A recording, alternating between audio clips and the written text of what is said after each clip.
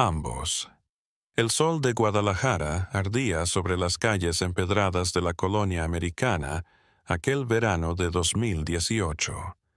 El calor se pegaba a la piel como una segunda epidermis sofocante e implacable. Las jacarandas de las aceras habían perdido hace semanas sus flores violáceas. Ahora solo quedaban sombras irregulares que poco ayudaban a soportar el suplicio solar. Los vendedores ambulantes gritaban sus productos cansados: paletas heladas, agua fresca de Jamaica, elotes con chile y limón. El olor de la ciudad era una mezcla embriagadora de comida callejera, gasolina de autobuses destartalados y ese aroma a concreto caliente que solo se encuentra en las ciudades mexicanas en verano. Entre las casas coloniales, todas pintadas de colores vivos, fucsia, amarillo canario, verde limón, había una que llamaba la atención por su color azul desteñido y sus ventanas siempre cerradas. El azul había sido intenso una vez, pero los años de lluvia y sol lo habían desvanecido en un tono fantasmal, como si la casa misma estuviera enferma, desvaneciéndose lentamente en la muerte. Las cortinas pesadas de un beige sucio estaban siempre cerradas, día y noche, un enigma que los vecinos murmuraban pero que nadie se atrevía a explorar. Era la casa de los Campos, y en ella Sofía cumplía 11 años en silencio.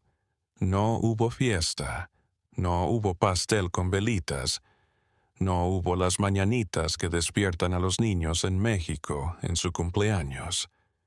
Solo el silencio denso y sofocante de esa casa, un silencio tan denso que parecía tener peso, que se podía sentir presionando contra la piel, contra los pulmones, dificultando la respiración. Sofía Campos no jugaba.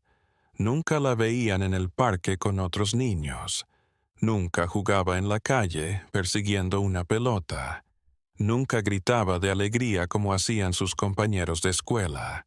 Sus ojos marrones oscuros parecían albergar siglos de tristeza, una tristeza demasiado vieja y profunda para alguien de su edad. Cuando te miraba, si es que alguna vez te miraba, veías algo roto en ella, algo que alguna vez fue brillante pero que había sido aplastado día tras día, año tras año. Su pequeño cuerpo flaco se desplazaba por la casa como un fantasma viviente, sin hacer ruido, cada paso calculado, cada movimiento medido, como alguien que ha aprendido que cualquier sonido puede traer un castigo. Sofía había perfeccionado el arte de la invisibilidad. Conocía cada escalón que crujía y cuáles eran seguros. Sabía qué baldosas del piso rechinaban y cuáles no. Podía abrir y cerrar puertas sin producir ni el más mínimo chirrido, deslizarse por los pasillos como una sombra. En la escuela, sus maestros a menudo olvidaban que estaba allí. Sofía Campos decían en la lista y ella levantaba la mano tímidamente, casi imperceptiblemente, respondiendo un presente tan tenue como un suspiro. Sus compañeros de clase sabían que estaba allí, pero en el mismo sentido en que uno sabe que hay un mueble en la habitación, está presente. Sirve a algún propósito invisible, pero no exige atención. No interrumpe, no molesta. Los demás niños jugaban fútbol en el recreo. Se perseguían gritando y riendo. Intercambiaban estampas de Pokémon. Compartían dulces de tamarindo y paletas de chamoy. Sofía los miraba desde la distancia, siempre sola, bajo el mismo árbol de mezquite con su lonchera que siempre contenía lo mismo. Un sándwich de jamón con mayonesa, una manzana pequeña y una botella de agua. Nunca almorzaba en el comedor con los demás, nunca jugaba, nunca levantaba la mano en clase, aunque supiera las respuestas. Había aprendido que llamar la atención, incluso por cosas buenas, siempre termina en dolor. La casa era de 2 pisos, con un amplio patio trasero cercado por altos muros de concreto manchados por la humedad y el tiempo. El cemento estaba roto en algunos puntos, con maleza creciendo en los alrededores. Las grietas, como si la naturaleza intentara reclamar lentamente lo que los humanos habían edificado. Los muros eran tan altos que apenas dejaban pasar la luz del sol al patio, manteniéndolo en una oscuridad permanente, aún al mediodía. En las paredes había manchas de moho verde oscuro y negro, garabatos aleatorios que parecían rostros si los mirabas lo suficiente. Rostros gritando en silencio, manos extendidas. En medio de ese patio había un viejo pozo de piedra de casi un siglo de antigüedad. Cuando la colonia era todavía la orilla de la ciudad, cuando las casas tenían que tener su propia fuente de agua, porque la ciudad no llegaba hasta allá.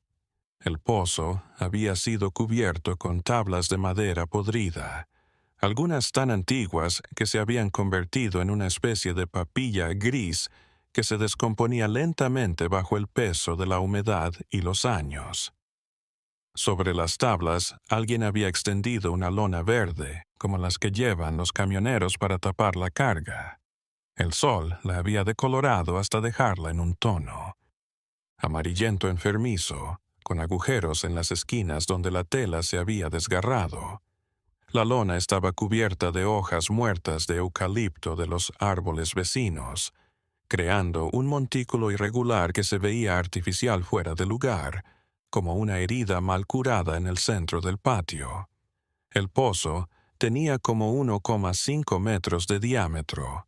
Su orilla estaba formada por rocas de gran tamaño, algunas sueltas, otras cubiertas por un musgo resbaladizo que resplandecía en verde fosforescente cuando la luz incidía sobre él. Ángulo. Entre las rocas brotaban pequeños helechos y hierbas, sus raíces adentrándose en las grietas del viejo cemento. Lo que olía allí no era lo que uno esperaría de un pozo abandonado, no era olor a agua estancada ni a tierra mojada. Era más complicado, más turbio, con toques de podredumbre y química, como si algo vivo se estuviera descomponiendo en las profundidades, junto con el hedor metálico del agua estancada. De minerales y quién sabe qué más. Nadie se acercaba al pozo. Nadie mencionaba el pozo. Era como si ese agujero negro en el suelo no estuviera ahí para los campos, como si un pacto silencioso no dicho estuviera en su lugar. El pozo está ahí. Sabemos que existe, pero nunca hablamos de él. Era un vacío, no solo físico, sino conceptual, un agujero negro en medio de sus existencias que engullía interrogantes, diálogos, miradas inquisitivas. Don Roberto Campos, el padre de Sofía. Era un tipo de 45 años, corpulento, bigotudo, con las manos siempre impregnadas de tabaco, cerveza, algo más, aceite de motor, tierra, sudor rancio. Medía cerca de 1,80 y pesaba más de 120 kilogramos, la mayoría de ellos en su abultado vientre que sobresalía por encima de su cinturón. Su piel, morena por el sol, resecada por el trabajo al aire libre, surcada por arrugas en el contorno de los ojos no de risa, sino de sol, de vida, de cualquiera que se acercara. Se atreviera a llevarle la contra. Era supervisor en una maquiladora en las afueras de la ciudad, una de esas fábricas monstruosas donde miles de obreros ensamblaban piezas de electrodomésticos para el mercado estadounidense. Era un trabajo real, con papeles, con nómina, con seguro social, pero todos en el barrio sabían que ese no era su única fuente de ingresos, ni siquiera su principal. Las señales eran evidentes. Los letreros estaban ahí para cualquiera que quisiera verlos, pero nadie quería mirar. Mirar era conocer y conocer era volverse un problema. Los Autos caros que a veces llegaban a su casa, Suburban negras con vidrios polarizados, a veces BMW o Mercedes con placas de fuera del estado, se estacionaban en la calle por un rato, sus motores ronroneando mientras los hombres de adentro hablaban con don Roberto en el portal.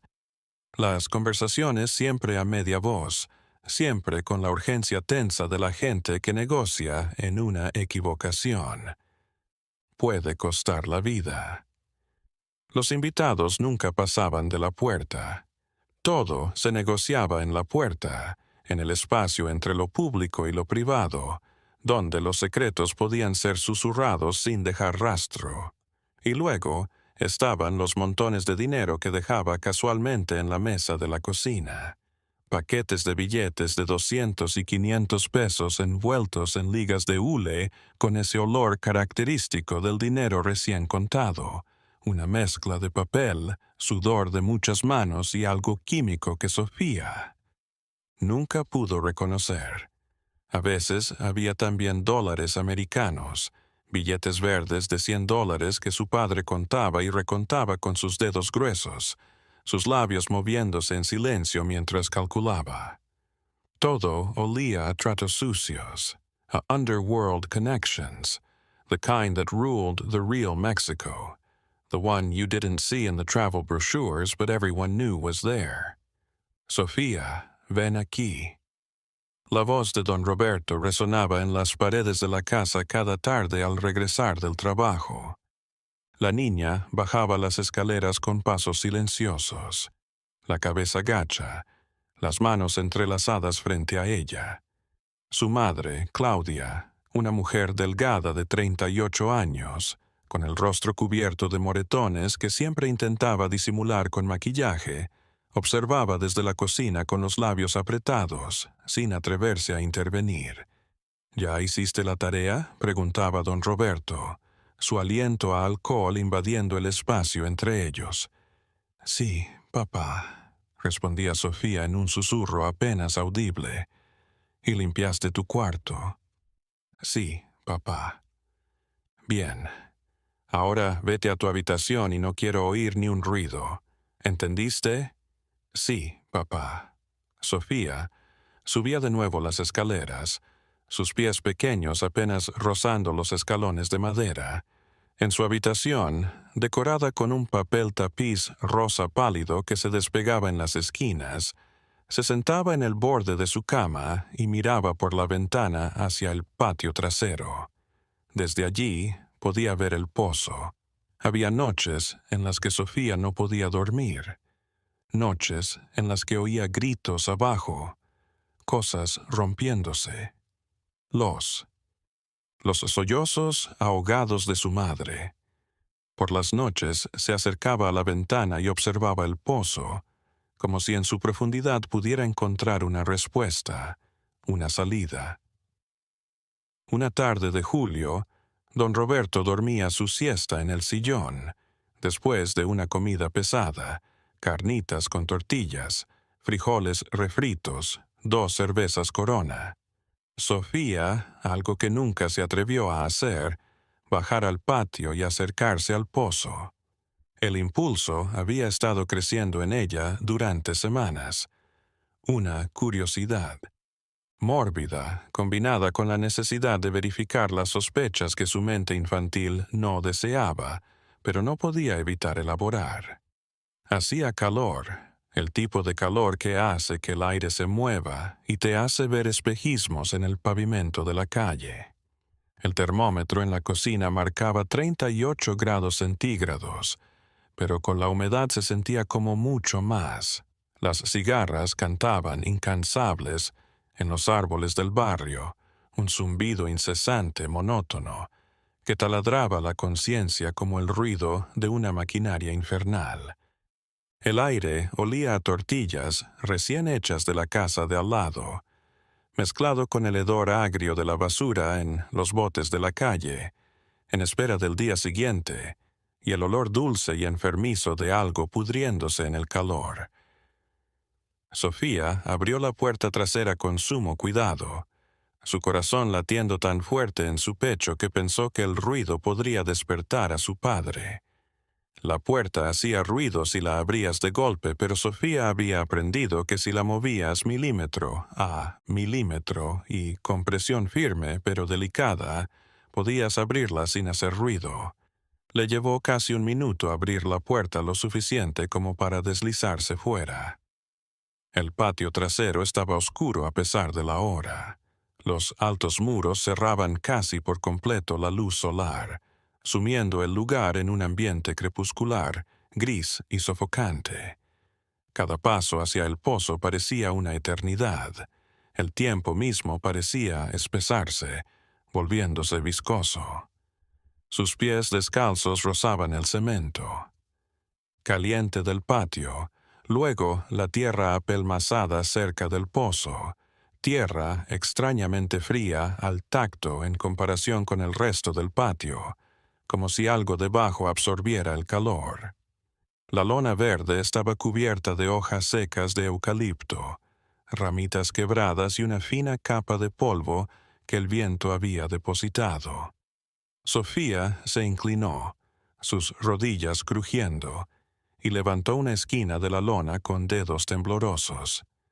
La tela estaba tiesa por el sol y los años, crujiendo al moverse.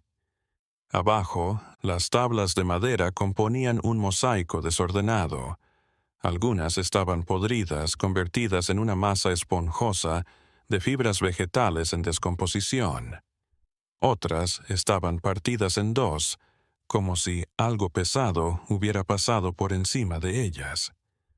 A través de las rendijas entre las tablas, Sofía podía observar la negrura del pozo, una negrura que parecía sólida, como si la oscuridad misma tuviera sustancia.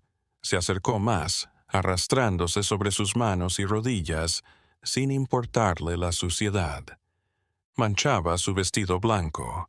Apoyó las manos en el brocal de piedra del pozo, notando el musgo frío y húmedo bajo sus manos. El cemento entre las piedras se desmoronaba al tacto, desprendiéndose en cascadas de polvo gris que se perdían en la oscuridad de abajo. Un olor extraño se elevaba desde abajo, un olor que le abofeteó la nariz. No era el olor a tierra o a agua estancada que uno espera de un pozo abandonado. Era algo mucho más complicado y turbador. Había notas de putrefacción, el olor dulce y repugnante de la materia en descomposición. Había un olor metálico, como monedas antiguas o sangre oxidada. Algo químico, también amargo y ardiente, le quemaba la garganta. Y debajo de eso, algo más profundo, más salvaje, el olor de la muerte, algo que alguna parte profunda de su cerebro reconocía como peligro, como territorio de depredadores, como el lugar donde las cosas vivas se convertían en cosas muertas. El estómago de Sofía se agitó, su boca se llenó de saliva, esa anticipación repugnante que anuncia el vómito. Respiró por la boca tratando de evitar oler directamente, pero eso solo empeoró las cosas porque ahora podía saborear el olor, una película aceitosa cubriéndole la lengua y el paladar. ¿Qué crees que haces? La voz de don Roberto partió el aire como un cuchillo. Sofía saltó, la sangre helándose en sus venas, su corazón latiendo tan fuerte que dolió en su pecho. Se volvió, demasiado rápido, y su pie resbaló en el borde mojado del pozo. Por un instante pensó que caería, que se precipitaría en la negrura que la esperaba abajo como una boca hambrienta, pero se aferró al borde de piedra, rasgándose las palmas. Su padre estaba en la puerta trasera, bloqueando el marco con su cuerpo. Los ojos, inyectados en sangre, rojos por el licor y la falta de sueño, la observaban, con una mezcla de furia y algo más oscuro, algo que podría haber sido miedo, el rostro enrojecido no solo por la ira, sino por el sol y las cervezas de la comida. Las venas de su cuello latían con fuerza, al ritmo de su corazón desbocado. Sus manos, aquellas enormes manos que Sofía conocía tan bien, se abrían y cerraban en puños, una señal inconsciente de violencia reprimida lista para explotar. Yo solo, tartamudeó Sofía, alejándose del pozo, sus piernas, temblando tan violentamente que apenas podía mantenerse de pie. Las palabras se ahogaban en su garganta, negándose a formarse. Su cerebro gritaba miles de excusas a la vez, pero su boca no podía pronunciar ninguna. Te dije 1000 veces que no te acercaras a ese pozo. Don Roberto se acercó a ella con pasos pesados que hacían temblar la tierra bajo los pies de Sofía. Cada paso era un trueno. Cada paso que se acercaba más me ahogaba. ¿No entiendes órdenes? Simples. Estás sorda. Eres estúpida. ¿Qué parte de no te acerques no entendiste? ¿No entiendes? Lo siento, papá. Yo no quería. Solo estaba. Sofía retrocedía con cada paso que su padre avanzaba, sus palabras saliendo en ráfagas entrecortadas, tratando de encontrar la combinación mágica de palabras que detuviera lo que sabía que venía a continuación. Pero sabía, con la certeza aterradora de la experiencia, que no existían las palabras adecuadas. Nunca lo supo. ¿Solo estabas qué? Rugió don Roberto, y ahora estaba lo suficientemente cerca para que Sofía pudiera sentir su aliento. Cerveza rancia, ajo de carnitas, tabaco, husmeando donde no debes, metiendo las narices donde no debes. La bofetada llegó antes de que Sofía pudiera terminar la frase o siquiera levantar sus brazos para defenderse. El golpe la abofeteó en el lado izquierdo de la cara con tal fuerza que vio estrellas reales explotando en su visión. El golpe la hizo girar. Perdió el equilibrio y cayó de rodillas primero y luego de plano sobre la tierra fría y húmeda junto al pozo. Su mejilla ardía, un dolor agudo y pulsante que emanaba del punto de contacto.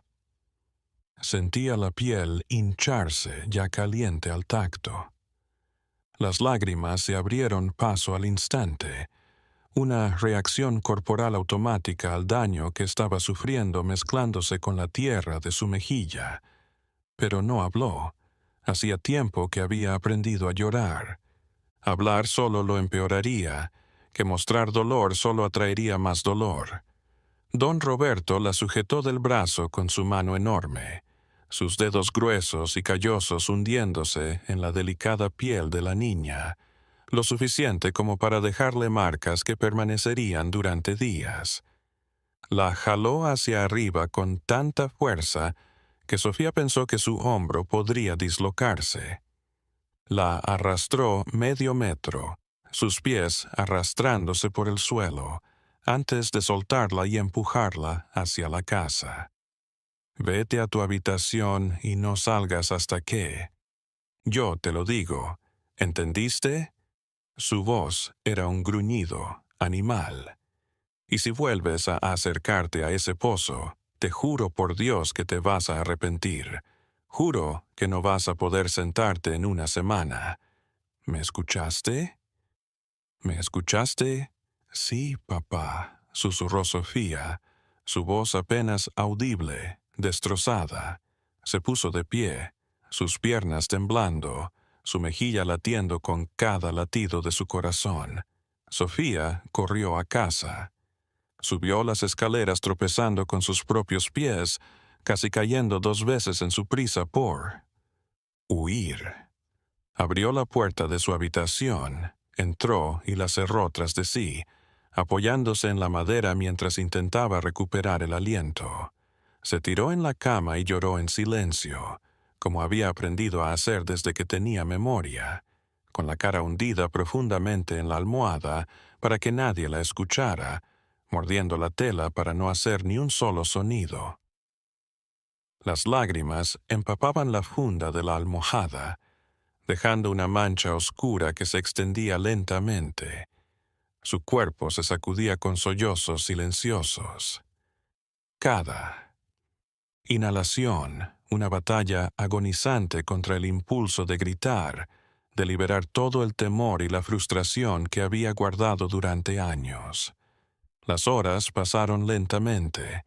Sofía oyó a su madre subir las escaleras una vez, pararse frente a su puerta, con la mano levantada, supuso, para llamar, y alejarse sin decir nada.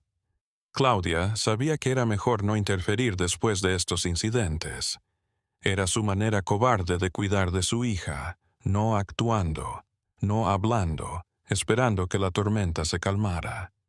Como siempre, oyó a su padre vagar por la casa, el crujido de su sillón al volverse a sentar a ver la tele, el clic y el silbido de otra cerveza al abrirse, el rugido sordo del televisor con algún partido de fútbol. Para don Roberto el incidente ya había terminado. Había aplicado la disciplina, había reforzado las reglas y ahora la vida continuaba normalmente. Siempre lo era, aquella noche, cuando la casa estaba en calma y el reloj. En su mesita de noche, 2:47 de la mañana, y Sofía se despertó. No sabía si la había despertado al principio. La casa estaba en completo silencio, ese silencio profundo y pesado de las horas más oscuras de la madrugada, cuando incluso los perros callejeros han dejado de ladrar y el tráfico de la ciudad finalmente se ha aquietado. Entonces lo escuchó.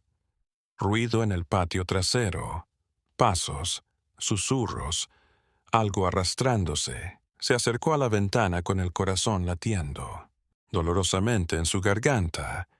Cada paso una decisión consciente de continuar a pesar del miedo que le gritaba que se metiera debajo de las cobijas y pretendiera dormir. Las cortinas de su habitación eran finas, baratas, y Sofía las abrió apenas 1 centímetro, lo suficiente para mirar hacia abajo sin que la vieran desde el patio. La luna estaba casi llena esa noche, colgando baja en el cielo como un ojo ciego y brillante. Su resplandor plateado bañaba el patio trasero con ese brillo etéreo y fantasmal que hace que todo se vea como en una película antigua, sin color, todo transformado en tonos de gris y negro. Las sombras eran tan densas que parecían tridimensionales, agujeros en la realidad. En la penumbra, Sofía reconoció la figura de su padre junto al pozo. La figura corpulenta era inconfundible. La forma particular de sus hombros anchos, la manera en que se inclinaba ligeramente hacia adelante al caminar, como un toro preparándose para embestir. Pero no estaba solo. Había otro hombre con él, alguien que Sofía no conocía, pero cuya silueta era igualmente amenazadora. Más delgado que su padre, pero alto, con movimientos fluidos y controlados que sugerían fuerza contenida. Ambos hombres llevaban algo envuelto en plástico negro grueso, algo pesado, largo. El plástico que usan los pintores para tapar muebles o que venden en ferreterías en rollos lo arrastraban penosamente hasta el pozo, lentos, sus pies resbalando ocasionalmente en la tierra húmeda. El bulto tenía aproximadamente la altura de un hombre adulto, aunque era difícil estar segura desde esa distancia y en esa luz. La forma era irregular, con protuberancias en ciertos lugares, y mientras lo arrastraban, el plástico reflejaba la luz de la luna en pequeños destellos intermitentes. Sofía observó, hipnotizada por el horror de la escena, el corazón latiéndole con tanta fuerza que pensó que se le saldría del pecho, que exploraría dentro de su caja torácica. Sus manos agarraban el borde de la cortina con tanta fuerza que sus nudillos se habían puesto blancos. Quería mirar hacia otro lado, quería cerrar los ojos, quería estar en cualquier lugar menos allí, viendo lo que estuviera viendo, pero no podía moverse. Estaba congelada, paralizada entre el horror y la fascinación mórbida. Los hombres llegaron al pozo y dejaron caer el bulto al suelo con un golpe sordo pero reconocible. Don Roberto se arrodilló y comenzó a quitar las tablas que tapaban el pozo, levantándolas una a una y arrojándolas a un lado. El otro hombre lo asistía, ambos moviéndose en un silencio más aterrador que cualquier palabra. La práctica con la que se movían, la coordinación de sus acciones, sugería que esto no era la primera vez que hacían esto. No era ni la segunda.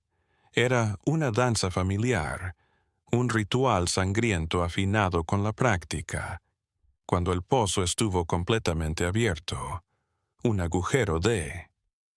En la oscuridad total que parecía tragarse la luz de la luna, los dos hombres se colocaron a ambos lados del bulto. Lo levantaron a duras penas, sus cuerpos doblándose bajo el peso, y lo arrastraron hasta la boca del pozo.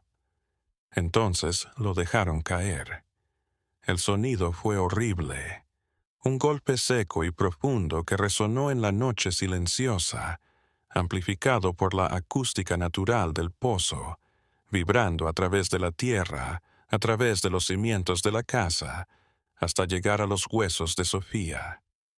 Era el sonido de algo pesado impactando contra piedra húmeda después de caer una gran distancia.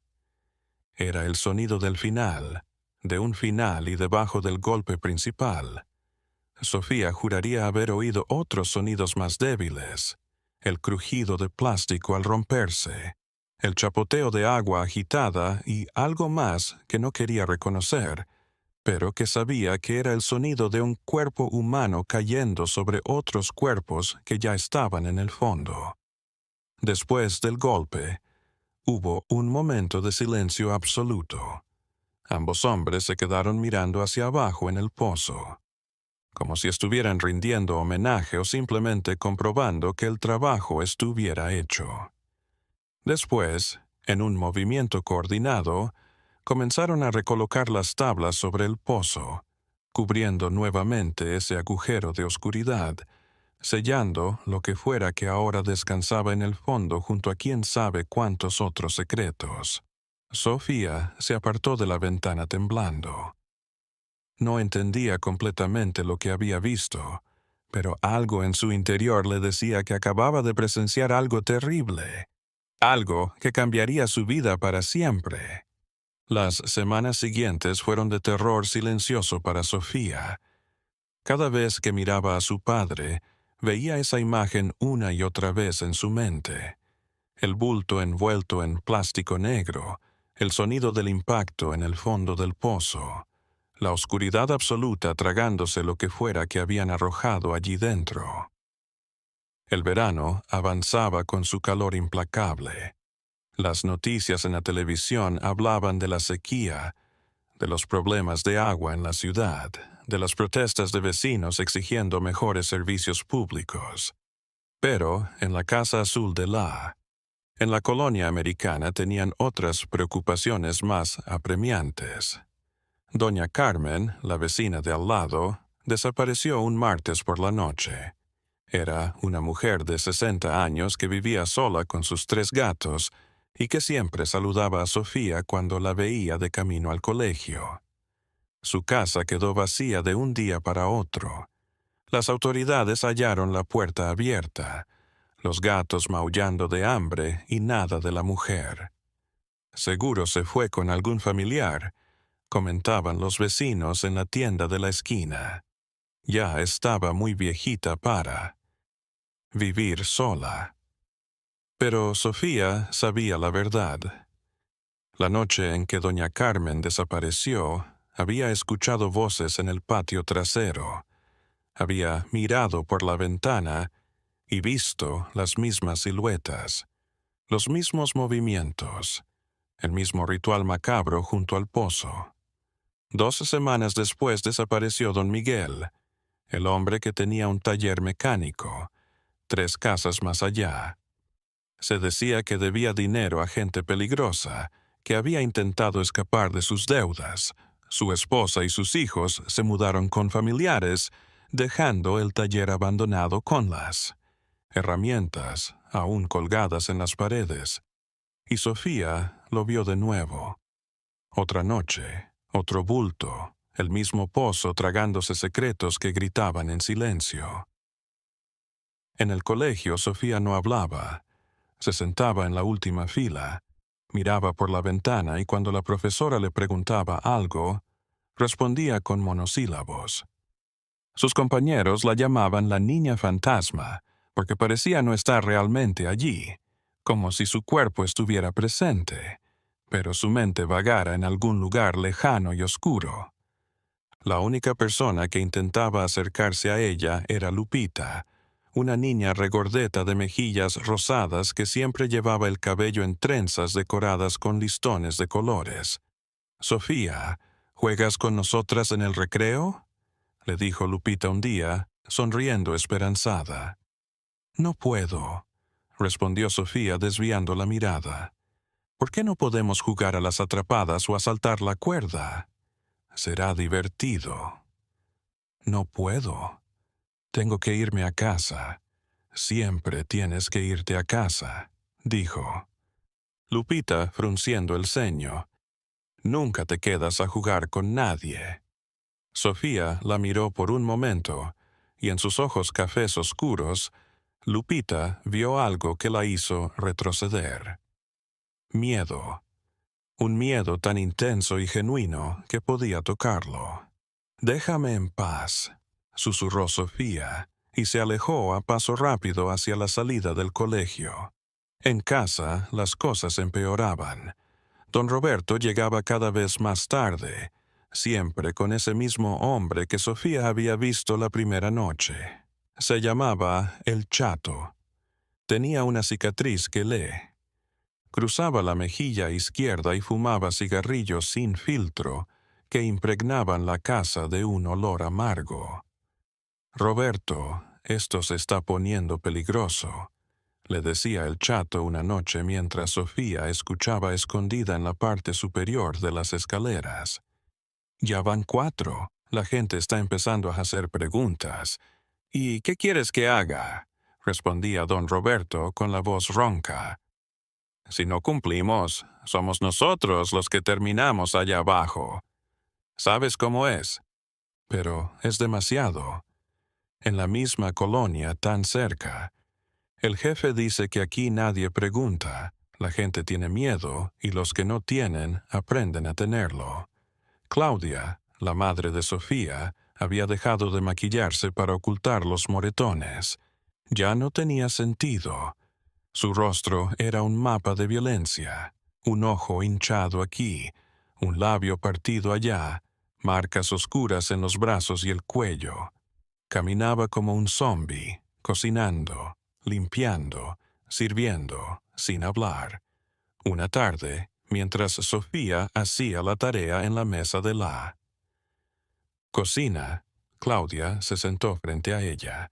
Sus manos temblaban mientras sostenía una taza de café frío. «Mi hija», dijo en voz baja, mirando hacia la puerta para asegurarse de que don Roberto no estuviera cerca. «Tengo que decirte algo». Sofía levantó la mirada de su cuaderno. Hacía meses que su madre no le hablaba directamente. «¿Qué pasa, mamá? ¿Tu papá? Tu papá está metido en cosas muy malas, cosas de las que no podemos escapar». «Ya lo sé». Claudia parpadeó. «¿Sabes qué? Sé lo del pozo», susurró. «Sofía». Las palabras brotando de su boca como si estuvieran vivas. «Sé lo que hacen ahí. Los he visto». El rostro de Claudia se descompuso. Las lágrimas comenzaron a rodar por sus mejillas golpeadas. «Dios mío, Sofía, no deberías. Dios mío, ¿quiénes son, mamá? ¿Quiénes son los que echan al pozo?» Claudia miró a su hija y tomó una decisión. Si Sofía ya sabía, si ya había visto, entonces merecía saber toda la verdad. «Tu padre trabaja para un cartel, no para los grandes. esos que salen en las noticias.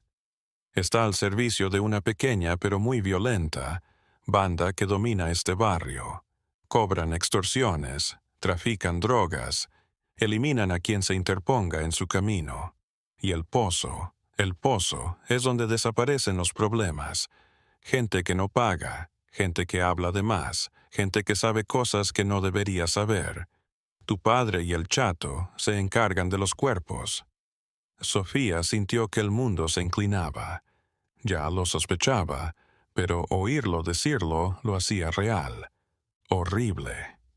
¿Por cuánto tiempo? Años, respondió Claudia sollozando. Desde antes de que nacieras.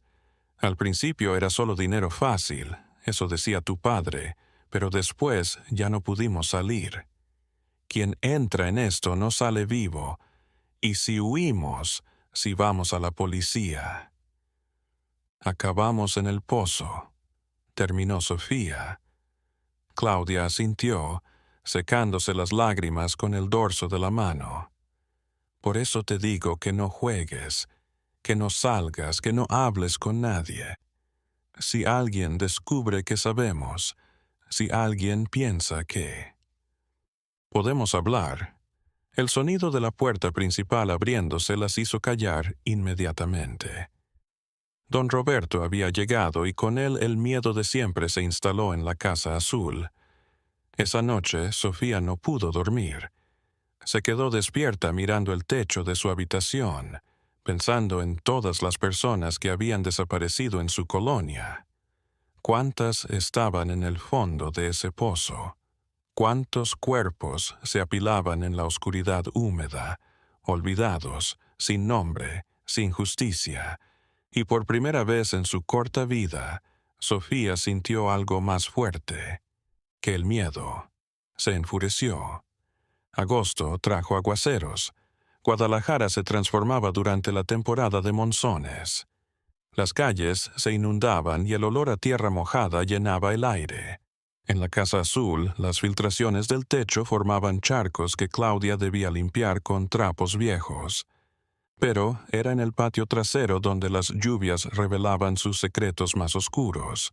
Una mañana, después de una noche de tormenta particularmente violenta, Sofía miró por la ventana de su habitación y vio algo que le heló la sangre.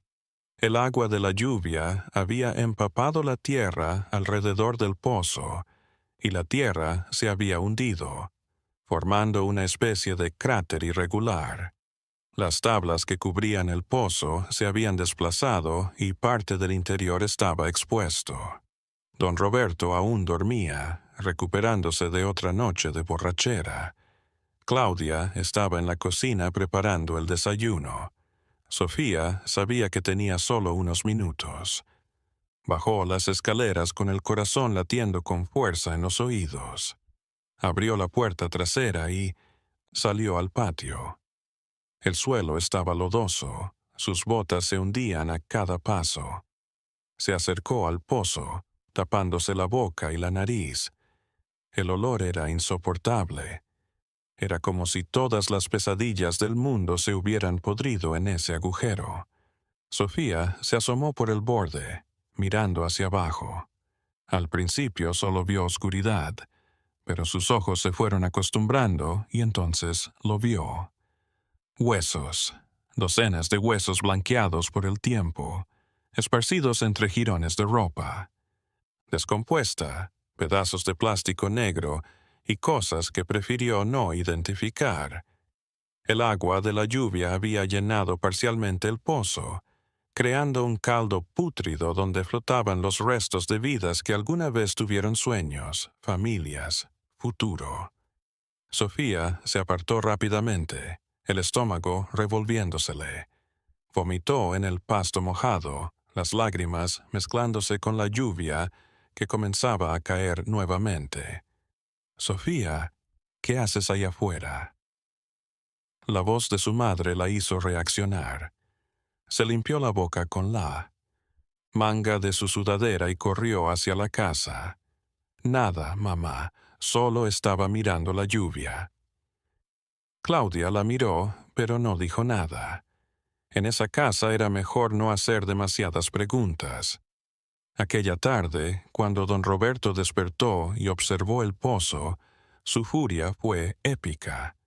Pasó horas en el teléfono hablando en voz baja pero urgente. El chato llegó con 2 hombres más que Sofía no conocía. Trajeron costales de cemento, palas, tablas nuevas. «Tenemos que sellarlo bien esta vez», oyó Sofía que decía don Roberto. «Si alguien ve lo que hay ahí dentro, estamos muertos». Los hombres trabajaron 2 días, reforzaron con cemento las paredes del pozo, le pusieron una tapa de metal pesada y lo cubrieron todo con tierra nueva y pasto. Cuando terminaron, el pozo parecía una tumba herméticamente sellada, un secreto enterrado bajo capas de concreto y mentiras. Pero Sofía ya conocía la verdad. Y era una semilla que había brotado en su corazón, creciendo con cada día que pasaba. En la escuela empezó a transformarse. Ya no era la niña silenciosa y asustada de antes. Había algo en sus ojos, algo nuevo, algo que sus compañeros veían pero no entendían. Lupita la abordó durante el recreo, como lo había hecho tantas veces antes. «Sofía, ¿estás bien? ¿Te ves diferente?» «Estoy bien», respondió Sofía, pero esta vez la miró a los ojos. «Oye, Lupita, tu mamá trabaja en el ayuntamiento, ¿no?» «Sí, es secretaria en la Oficina de Desarrollo Urbano». «¿Por qué? ¿Crees que podría ayudarme con algo?» «Necesito información de pozos antiguos en la colonia americana». Lupita arrugó la frente confundida. «Pozos. ¿Para qué?» «Para un trabajo del colegio», mintió Sofía. «Acerca de la historia del agua en Guadalajara». «Sí, supongo que puedo preguntarle». «Pero Sofía, segura que estás bien. Estás ojeras, estás muy flaca». «Estoy bien», repitió Sofía sonriendo forzadamente. «Solo necesito esa información». 2 semanas después, Lupita llegó a la escuela con una carpeta llena de documentos fotocopiados. Se los dio a Sofía en el recreo, lejos de los otros niños. «Mi mamá dice que hay como 20 pozos antiguos registrados en la colonia americana. La mayoría fueron sellados hace décadas cuando llegó el agua potable. ¿Esto ayuda?» «Sí, gracias, Lupita. De nada. Oye, Sofía, si necesitas hablar de algo, puedes confiar en mí. Mi mamá siempre dice que hay que ayudar al prójimo». Sofía miró a Lupita y casi le revela todo, pero el miedo la detuvo. Y si hablaba y algo malo le pasaba a Lupita también, y si su familia acababa en la fosa como todos los demás. «Gracias, Lupita, eres una gran amiga». Aquella noche, en su habitación, Sofía revisó los papeles. Había mapas antiguos, registros de construcción, informes sobre la calidad del agua, y ahí, en una hoja amarillenta por el tiempo, encontró lo que buscaba, el plano de su casa. El pozo del patio estaba fechado en 1924. Tenía más de 90 años, pero lo mejor estaba en las notas al margen. En letra pequeña y desvanecida, alguien había escrito profundidad aproximada: 18 metros, no apto para consumo humano, aguas contaminadas por filtración de cementerio cercano. 18 metros. Sofía calculó en su mente. Era como un edificio de 6 pisos hacia abajo, un pozo sin fondo para guardar secretos, cuerpos, historias interrumpidas. Escondió los papeles debajo del colchón junto con algo más que había estado guardando durante semanas: un diario. No era un diario de niña con corazones y sueños, era un diario. Atento a todo lo que había presenciado: fechas, nombres, descripciones, cada desaparición en la colonia, cada noche que había oído ruidos en el patio trasero. cada conversación que había espiado entre su padre y el chato. Sofía Campos estaba reuniendo pruebas. No sabía qué haría con ellas, pero algo en su interior le decía que ese conocimiento era poder. Y algún día, cuando fuera lo suficientemente fuerte, lo suficientemente valiente, lo utilizaría. La semana que viene algo. Inesperado ocurrió. Don Roberto llegó a casa con novedades. Nos mudamos, anunció en la cena, masticando ruidosamente su bistec. El jefe dice que las cosas se están calentando aquí. Demasiada atención de la federal. Vamos a Monterrey. Claudia dejó caer el tenedor. El ruido del metal chocando contra el plato rompió el silencio de la cocina. ¿Cuándo?, preguntó con la voz temblorosa. En 2 semanas ya tenía trabajo allá y ya tenía casa, una buena casa en las afueras de la ciudad. Pero la escuela de Sofía, también hay escuelas allá, cortó don Roberto, con firmeza. Y esto no está en discusión. Y nos vamos. Fin. Sofía se quedó callada mirando su plato. Su mente trabajaba a toda velocidad. Si se mudaban, el secreto del pozo quedaría enterrado para siempre. Todas esas personas olvidadas, sus familias sin respuestas, sin justicia. Esa noche, Sofía tomó una decisión. No podía quedarse callada. No podía dejar que esas muertes quedaran sin voz, pero tampoco podía ir directamente a la policía. No cuando había corrupción en todos los niveles. No cuando su padre trabajaba para gente que tenía contactos en las autoridades. Necesitaba ser inteligente. Necesitaba un plan. Los últimos días en la Casa Azul transcurrieron en un frenesí de cajas y despedidas forzadas. Don Roberto y el chato trabajaban día y noche sellando cabos sueltos, asegurándose de que no quedara ningún rastro de sus actividades. El pozo había sido totalmente cubierto de cemento fresco y sobre él habían edificado una pequeña jardinera llena de flores de colores, una ironía perversa que revolvía el estómago de Sofía cada vez que la veía. Claudia metía en cajas la ropa familiar, sus ojos vacíos, sus movimientos lentos, agotados. Había envejecido 10 años en los últimos meses. Las arrugas alrededor de sus ojos se habían profundizado y su cabello había comenzado a mostrar mechones grises que antes no existían. Sofía, por su parte, había tomado su decisión. Sabía que era peligroso, que podría salir terriblemente mal, pero también sabía que no podía vivir con el silencio por el resto de su vida. El martes por la tarde, 3 días antes de la mudanza, Sofía le pidió permiso a su madre para ir a despedirse de Lupita. «Voy a su casa solo 1 hora», dijo. «Quiero darle las gracias por ser mi amiga». Claudia la miró con tristeza. «Está bien, mija, pero regresa antes de que tu padre llegue del trabajo». Sofía salió de la casa caminando rápidamente. En su mochila llevaba el diario, los documentos sobre el pozo y una carta que había escrito la noche anterior. No fue a casa de Lupita. En cambio, caminó 3 cuadras hasta llegar a un pequeño café con internet que frecuentaban los estudiantes universitarios.